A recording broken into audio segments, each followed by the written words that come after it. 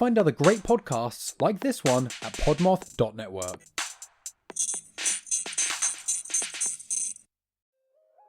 Hey, Freaky friends! It's Michelle and Melissa from the Freaky Fridays podcast. We are sisters in separate states and love to talk about all kinds of spooky, freaky, and scary shit while drinking and laughing through our fear. Join us Fridays as we delve into everything from the world of the paranormal to scary movies to creepy stuff we find around the internet. Subscribe to Freaky Fridays wherever you listen to your favorite podcasts. Sleep tight. Make sure you leave the lights on. Freaky Fridays is a proud member of the Podmoth Network. For more awesome pods, check out podmoth.network.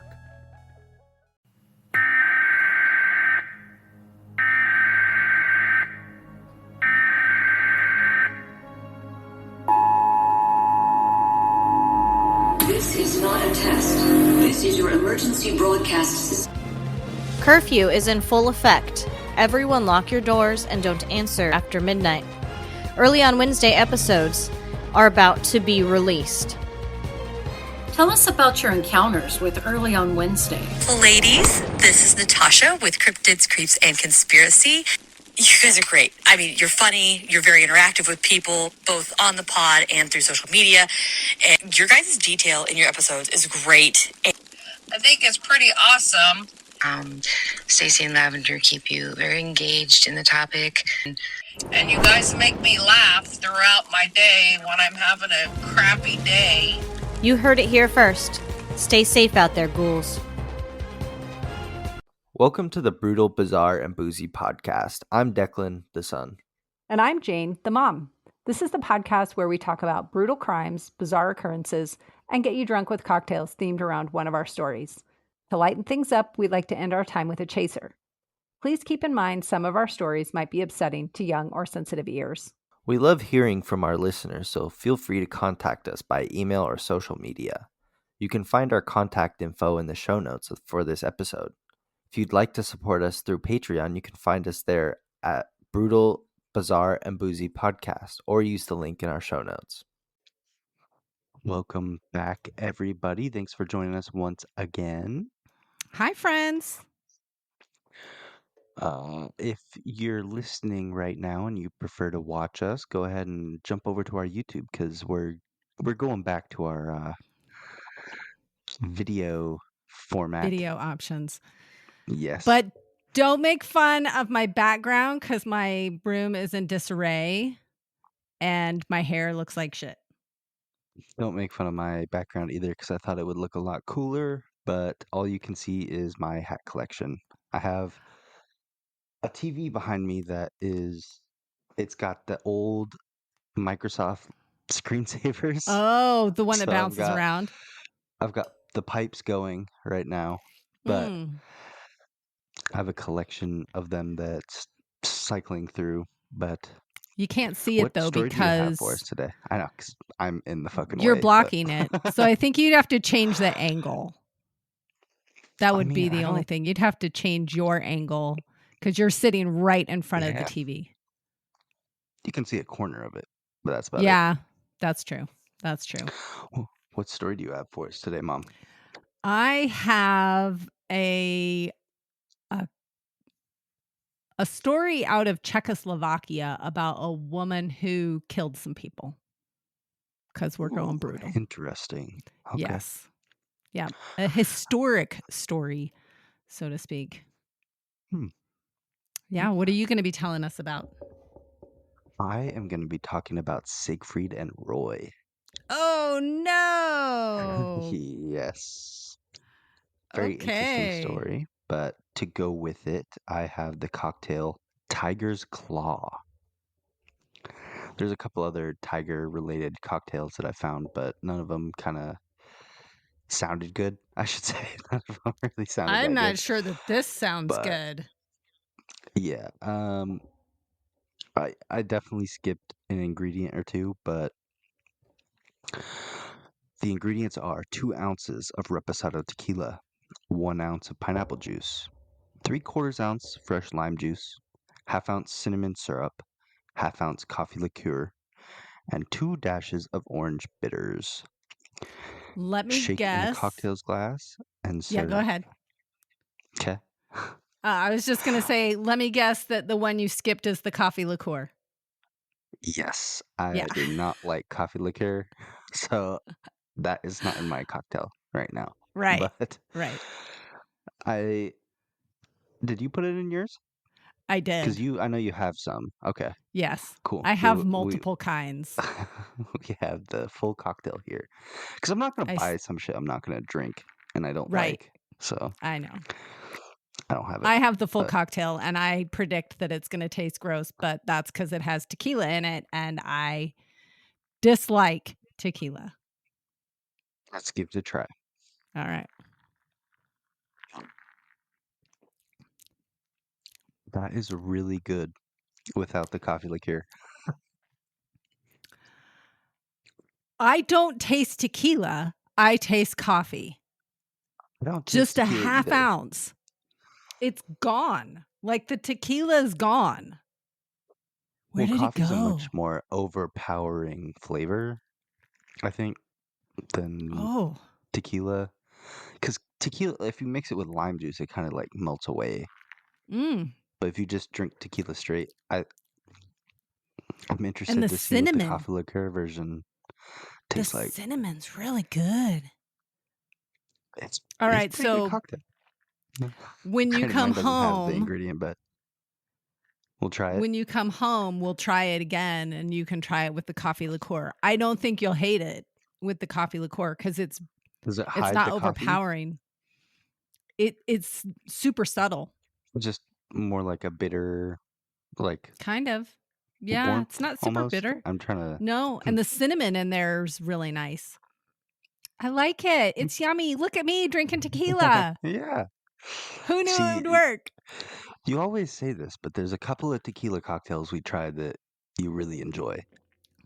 Like, I don't know about really enjoy, but I don't hate. The Fistful of Diamonds from that Osteria place, doesn't that have tequila in it? No, that's gin. That's gin. Oh, gin. Okay. Yeah. Okay.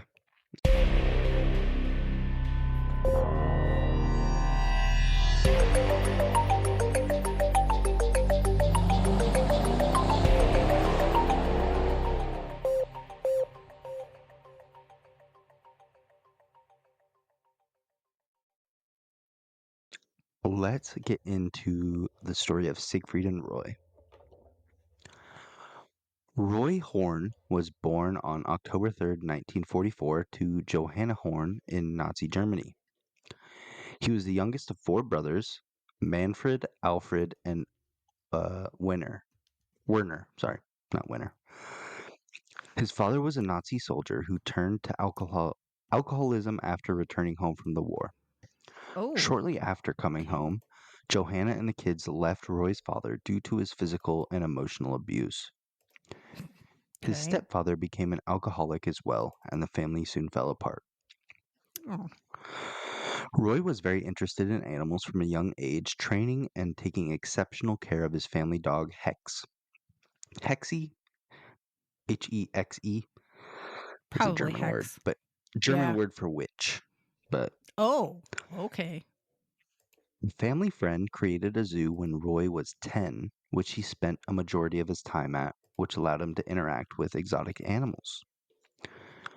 Roy dropped out of school at 13 and started spending even more time at the zoo. His duo, his partner, Siegfried Fischbacher, was born on June 13th, 1939 to Martin and Maria Fischbacher in Germany. Martin was a painter before the war, but became a Nazi soldier during wartime and was taken by the Soviets as a prisoner of war. When he returned home, he also became a violent alcoholic. Siegfried's escape from his dysfunctional family was magic. He was gifted a magic book when he was 8 and became addicted fairly quickly, which is a good addiction to have, magic that that won't better than alcoholism in a hospital or anything. Yeah. Right. In 1956, Siegfried moved to Italy to escape his family and started working at a hotel where he was a dishwasher, bartender, and waiter, where he used his magic to entertain the guests he was serving. Later that year, he picked up a job on a cruise ship.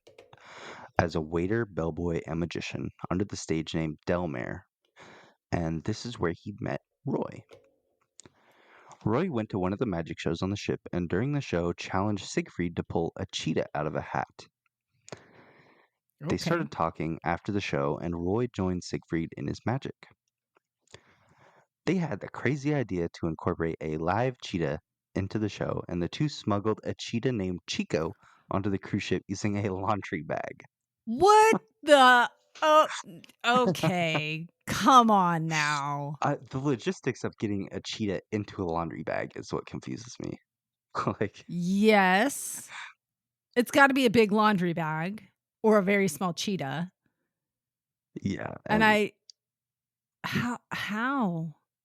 I mean, I don't know how. I couldn't find much information other than the cheetah's name, but somehow they got Chico onto the ship. I guess if you're working on the ship, it's probably easier to smuggle stuff on. It's probably more lackadaisical. Yeah. Trying to get things I would think so. in and off the ship, but yeah. They debuted their new act with Chico on the cruise ship during their magic show and were fired directly after the show ended. Well, of course, because you have a cheetah on a cruise ship. What the fuck? A New York cruise ship owner saw their show and was captivated, so he offered them a job on his ship to do magic. They performed magic together on the New York-based cruise line until 1964, when they were discovered by the owner of the Astoria Theater in Germany, who offered them a gig. In 1966, they began working with other animals such as white tigers. This elevated their show, and they were asked to perform in Las Vegas in 1967 and debuted at the Tropicana in Las Vegas. Their careers took off after their move to Vegas, and they became household names. They performed at various hotels and casinos in Vegas until 1988, when they became U.S. citizens and they launched a world tour using big cats as their main act, but also featured other large animals such as elephants, white tigers, white lions, peacocks, and just some other random animals. In 1990, they were hired by Steve Wynn, who owned many of the hotels on the Vegas Strip, and were offered $57.5 million for a 5-year contract. Whoa! Yeah, it was Holy big money moly. at the time. What year was that again? Did you say they got that? 99. Oh, man. Or, sorry, 1990. That is some By 1999, cashola. the duo had made over $500 million and were the highest paid entertainers in Vegas, which is Holy crap. a town that centers on entertainment. Yeah. We're going there soon. Yeah. Well, you won't be able to see Siegfried and Roy. No, we will not. They played primarily at the Mirage until 2003, where a bizarre incident took place. Yeah. On October 3rd, 2003, also Roy's 59th birthday, the duo performed the same show they had performed hundreds, if not thousands of times. This day, they were performing with 7-year-old, 400-pound white tiger named Manticore, which Roy had raised since he was a cub. And there's clips of them going on like talk shows, like the Late Night Show and stuff, with this tiger as a cub. And they let it walk around on the desk, and they'd carry him around on their neck and stuff. It's super cute. But during the show, Manticore went off script and started walking towards the audience at the front of the stage. Roy approached him and tried to direct him into position. Manticore gently bit into Roy's sleeve, and Roy booped him on the nose with the microphone and said, "No, no," and Manticore then released his sleeve. Roy then started to walk away to get into his position for the next trick when the tiger pounced onto Roy, clamping down on his neck, crushing his windpipe and severing his spine. Manticore dragged Roy off stage and wouldn't let go until a stagehand sprayed a fire extinguisher in his face and trainers were sticking their fingers in his mouth. Which, you can pay me enough to stick my fingers in a tiger's mouth. I don't care if he's biting someone. that just ate that is a not person. happening. Yeah. Wow. Roy was immediately rushed to the hospital, and Manticore was wrangled back into his cage. While in the ambulance, Roy emphasized that Manticore was a great cat and wanted nothing to happen to it, claiming that Manticore reacted like that because it was trying to save him from the stroke he was suffering from. So, whether it happened before the attack or during or after, Roy had suffered a stroke on stage. I'm gonna say you have a tiger bite your neck, it might cause a stroke. But if you're working with this cat once a week, if not every day, like,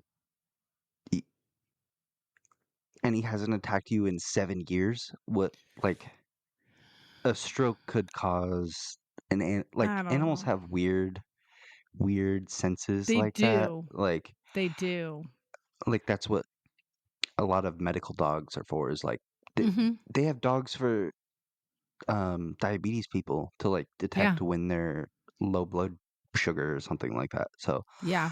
I could kind of see where he was thinking like the cat was trying to save him, but biting him on the neck. I mean, it doesn't know that the neck is the most vulnerable part of a human. So Oh, I think I it don't know. does. I think it does. I can kind of. You can I see see what you're saying. Yeah, where he think that it's trying to help him. So I don't really know if it was a malicious attack or I don't know. Right. I have a little side note just to like diverge from the story for a second, because you were talking about animals and health conditions in people. There was a recent story on the Instagram account We Rate Dogs, which we've talked about in the past as a chaser. If you don't remember it, or if anybody needs to follow a cool Instagram account, it's an amazing Instagram account. But they were talking about that there was like a adopt a pet from a shelter day, and there was people that were meeting these dogs that were up for adoption, and this one dog went over to a gentleman and just sat by him and wouldn't leave. And then the guy's wife came over and realized he was getting ready to have a seizure, was able to get him to safety, but would not have been alerted if it hadn't been for this dog like refusing to leave this guy's side. And it wasn't a trained Animals dog. have some weird like sense. That's kind of what makes me believe that he was trying to save Roy, I guess. But maybe don't bite his throat. Just saying. They did thousands of shows with this cat. I know. Not this cat particular, but with big cats like that. And he had raised this cat from a cub. Yeah, so it's still a wild animal though. Well, not at that point. If you get it as a cub, it doesn't. True. Semi-wild. It is a big cat, but I think you could train it as like you could with a house cat. I mean, I've never been around a tiger, but I don't know. I'm assuming I think there's some the still fundamentals are still there. Wild instincts are still there. True. So, after the stroke and the attack, Roy spent months in the hospital and rehab clinics, but ultimately suffered from paralysis to the left side of his body due to the stroke and breaking his fucking neck. In 2009, Siegfried and Roy performed their final act at the Bellagio for a benefit for Lou Ruvo Brain Institute and included Manticore in the act. So they went back. Yeah, they did another act with Manticore. On March 19th, 2014, Manticore passed away at age 17 due to illness. Wow. Roy passed away at 75 years old on May 8th, 2020 due to complications with COVID-19. Oh, Siegfried gosh. passed away at 81 years old after it was announced he had pancreatic cancer. Items from their life were auctioned off, earning $1.4 million for their foundation, which went to the protection of endangered species. So, Wow. all around, I think it's a pretty good story, except for getting bit in the neck by a tiger, but Yeah, I wouldn't want that. they lived pretty good lives. I mean, they were also lovers, but I don't think that was important to the story. No. I'm really glad to hear that they didn't put the cat down. Yeah, Roy had a infatuation with animals, especially exotic ones like white tigers and lions and stuff. So it makes sense that he wouldn't want to put down the cat that he raised from a cub. Like, for sure. I wouldn't want that either. Yeah. But, sometimes other people take over and are like, okay, well, now it's bad, kind of thing. Yeah. So I'm glad that didn't happen. Yeah. I think it's a pretty cool story, though. Like, all around. It is. They Yeah. came from Nazi Germany and they snuck a cheetah onto a cruise ship. That is wild. Just wild. Yeah. Yeah. I'm trying to find some videos of their act, but they didn't post. Like, their last performance back in the where he was day. attacked was recorded, but it was never released to public. So, Oh, good. I wouldn't want to see that. Dude, that's where we differ. I like my Insta. I see so many fucked up videos online. Like part of me goes, that would be interesting to see, but the other part of me, it'd be like, no, I don't need to see that. I'm kind of torn. Yeah, I have a morbid curiosity that makes me want to watch that shit. Right. Yeah.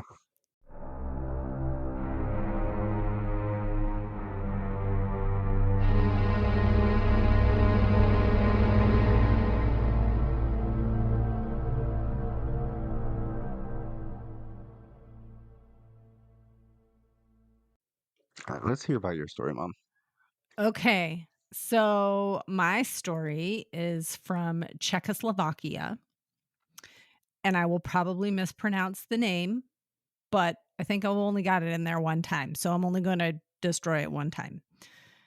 The person that we're talking about, her name is Olga Hepnarová. She was born June 30th, 1951 in Prague, Czechoslovakia. She was the second born child to her parents, and she had an older sister. Her father worked at a bank and her mother was a dentist. By all accounts, Olga's early childhood was fairly average, but at some point, she started to develop some psychiatric problems.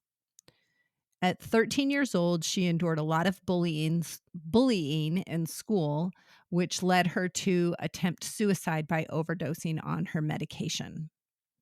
This resulted in her being placed in a psychiatric facility for about a year. Even though she was there for a year, she didn't receive any official diagnosis, which I don't know how you can keep someone there for that long without a diagnosis. But diagnosis is crazy. That's the story anyway. When was this again? So she was born in 51 and she was 13 when it happened. So 64. That was about the time where you could just throw a woman in a mental hospital and just say she's crazy. She's crazy. She's crazy. And it's in Czechoslovakia. So, situations are a lot different in countries like that. Yeah. Olga attempted to escape from the facility and she was assaulted for trying to do so. Gradually over time, she lost contact with her family. After leaving the mental hospital, she bounced around to different jobs, never keeping one for very long and often being fired from them. Eventually, she landed on becoming a truck driver. So she was driving around trucks, which bad omen there. Spoiler alert. Bad omen? Oh, I was going to say, it sounds like a cool gig, but it doesn't turn out well. But in hindsight, maybe it would have been better if nobody taught her how to drive. Okay. We'll get there. Okay. Around this time, she started openly exploring her sexuality with both men and women, but this exploration didn't result in any relationships. So she was just kind of bouncing around and didn't end up with anything serious. In August of 1970, she started demonstrating troubling behavior. However, at the time, no one knew about it. She set fire to a family. Her family owned a farmhouse, and she set fire to it. Her sister and 2 elderly tenants were inside. Damn. Yeah. But nobody knew it was her for years. She set it on fire and got away. Yep, she got away. Thankfully, the fire was put out before any significant damage to the structure, and no one was injured. So everybody survived it, but they were like, that's weird, a fire. Didn't look into who did it, I guess. Like I said, her involvement wasn't known until a few years later. Basically, when she confessed to it, that was like, oh, she did it. Yikes. Over the years, Olga felt disconnected from the community and her family. She described herself as a loner. She believed that everyone hated her and she had been cast out from society. She didn't like feeling this way, and she wanted to make her feelings known, and she wanted to get some justice for it. I guess if you feel like people don't like you, then it leads you to do bad things. In 1973, Olga's feelings were increasing, and she started making plans to show the world that she had been treated poorly by society, and she was taking a stand. Exactly. Nothing good comes from plans like that. This sounds She like had a few incel ideas. behavior. Yes, kind of. Yeah. I mean, it parallels It's like a lot San of Diego State stuff shooter that, yes, happened in current society in America.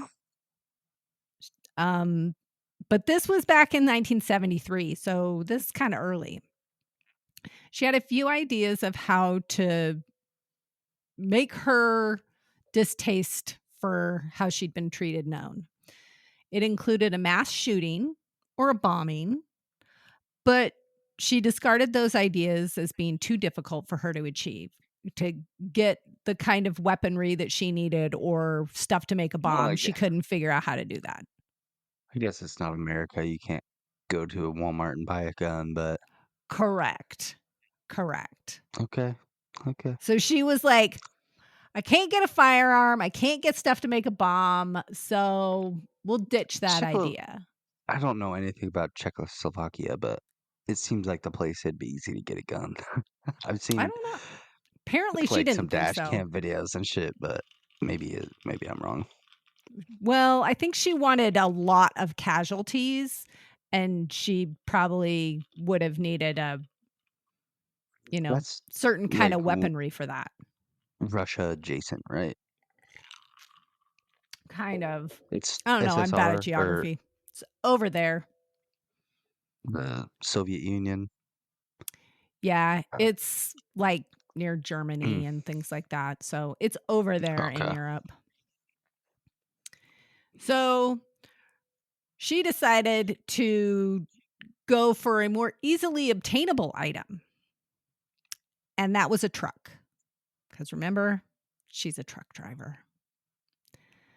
On July 10th, 1973, she rented a medium-sized truck and then drove it onto the sidewalk in Strassmeyer Square in Prague, where a group of approximately 25 people were waiting for a tram. When she stopped the vehicle, witnesses attempted to help her, thinking that she had lost control of the vehicle, not realizing that she had done it on purpose. She quickly admitted that she had had full control of the vehicle and that she had purposefully driven into the crowd. There were 3 immediate fatalities. 3 more people died later that day, and 2 more victims passed away a few days after the attack. 12 more people were injured but survived. I should say, and survived, not but survived. We want the and survived, not, yeah. All in, there was a lot of destruction, though. 2 days after the attack, a couple of local papers received letters from Olga. It didn't say in my research for sure when she sent them, but I'm guessing that she sent them before the attack. Not like she was in jail and then sent the letters, but I think she sent them before. In the letters, she explained that driving into the crowd was to get revenge on her family and the community for hating her and treating her so poorly.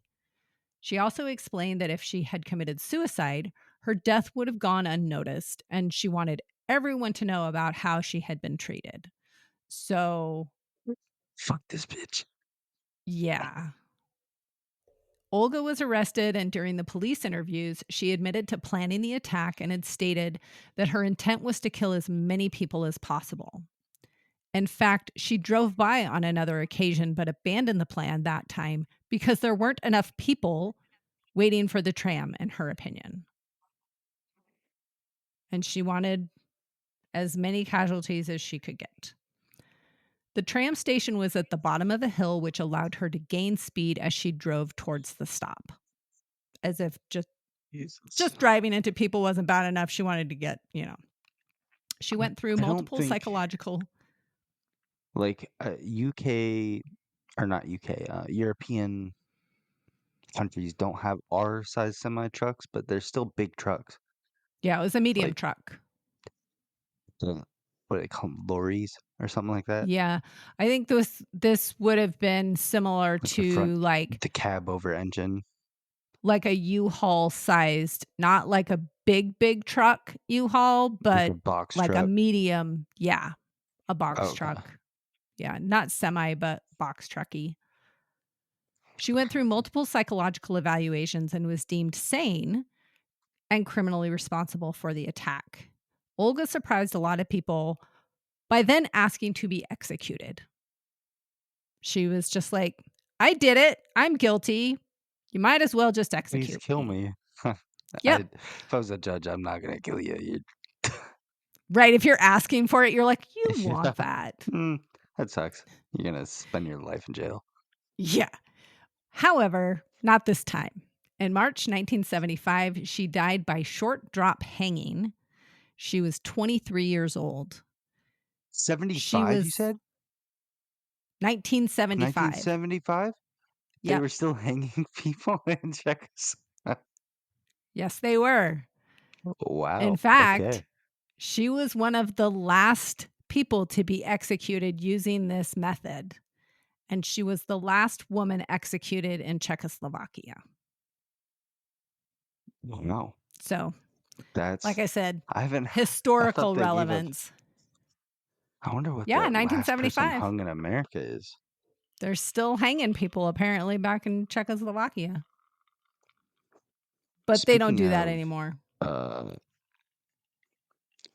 Weird death penalty things. I watched a video about people that died from shooting. Like, what's it called when you get executed by firing squad?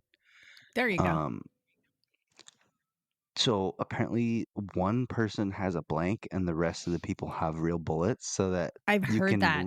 go to sleep and think knowing I had the blank, but no one knows. Knowing you weren't the one that Super strange. So the last person to be executed by hanging in the US was Billy Bailey, who was hung in Delaware in 1996.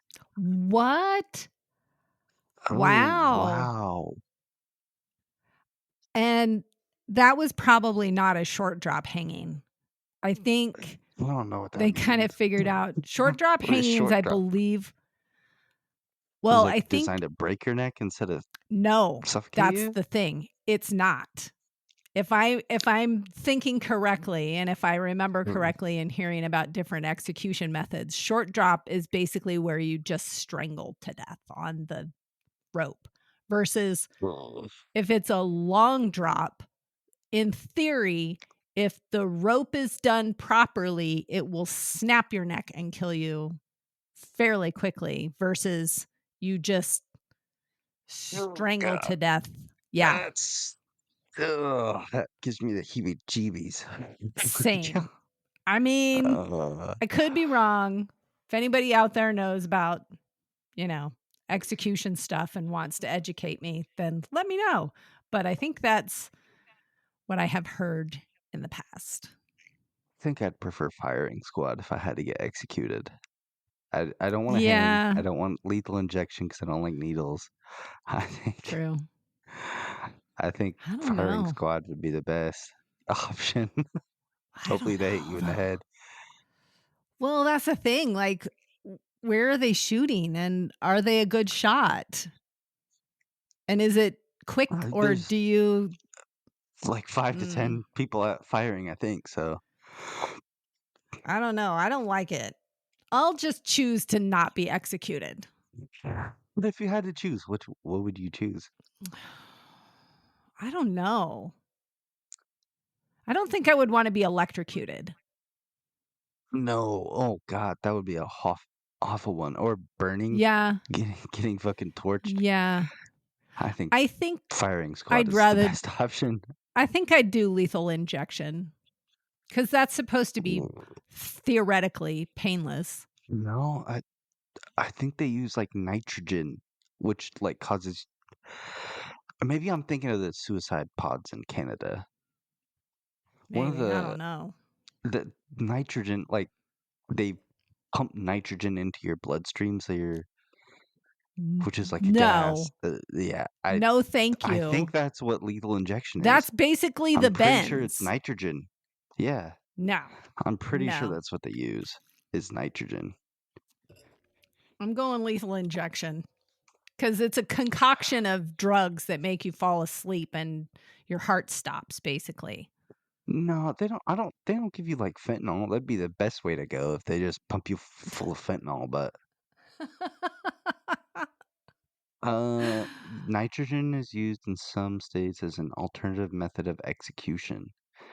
Nitrogen hypoxia. This method involves forcing the inmate to breathe pure nitrogen gas, which deprives the body of oxygen and causes death. Alternative to lethal injection. It's used in Alabama, Arkansas, Louisiana, Mississippi, and Oklahoma. Holy shit. Ugh, I don't. I'd prefer firing squad. I don't. If those were my two options, I'd pick firing squad. Just give me a double dose of fentanyl. Put me to sleep. Or that. Yeah. Ugh. I prefer a pillow over the face to that shit. What the fuck? That's horrible.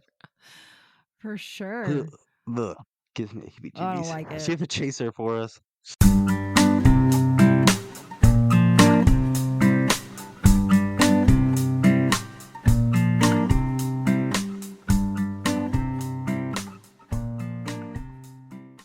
Yes, I do have a chaser. I have a baby bird update on the baby birds from the nest. If you don't know, go and check out. What was it 3 podcasts Some of our ago, maybe? 1, 2, 3, 4, 5 podcasts ago.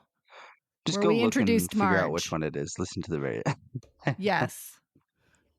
I talked about Marge 5 episodes ago. Okay. So we had, just a quick update, we had the blue jay, the Steller's jay, that built a nest in the tree in front of our house, which was visible by the front window. And she laid some eggs. The eggs hatched. And the baby birds have all left the nest. They're all gone. Really? They're all gone? They're all gone, and now the nest is empty. I know it's quick. Wow. It's quick. Yeah. Does the mom and dad come back or? Nope. Nobody's been back in the nest. It's just empty. No one's been back? Nope. That's kind of sad. So we're going to leave it there and see. You can't knock it down, but maybe they come back next year?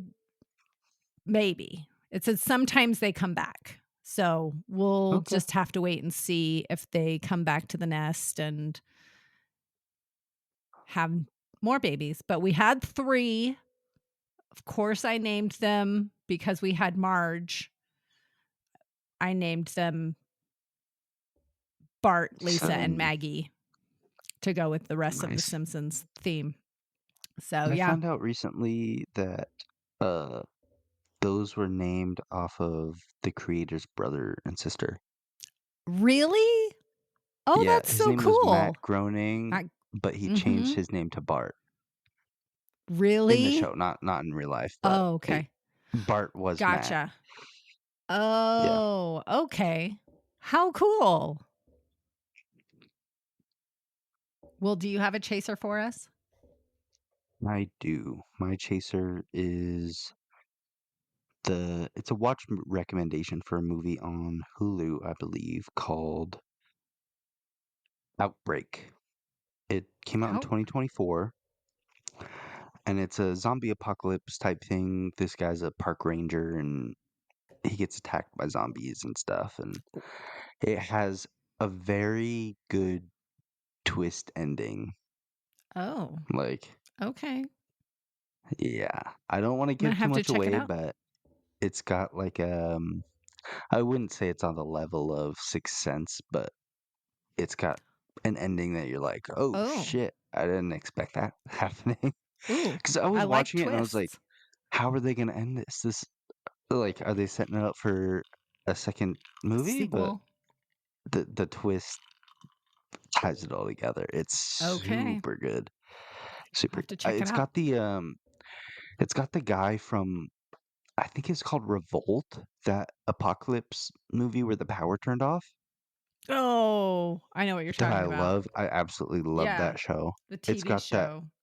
that main guy from it is the lead actor in this Okay. Outbreak movie, I'm Billy looking it up. Burke. But Oh, yeah. it's a really good watch. I enjoyed it. Okay. Well, I I'm gonna have think to check that out. brings us to the end of today's episode, Mom. Thanks It for does. listening, everybody. Go ahead and check us out on YouTube if you'd like to see video format rather than Yes. just audio. But don't make fun of us because yeah, I did not go ahead know we were and doing video today.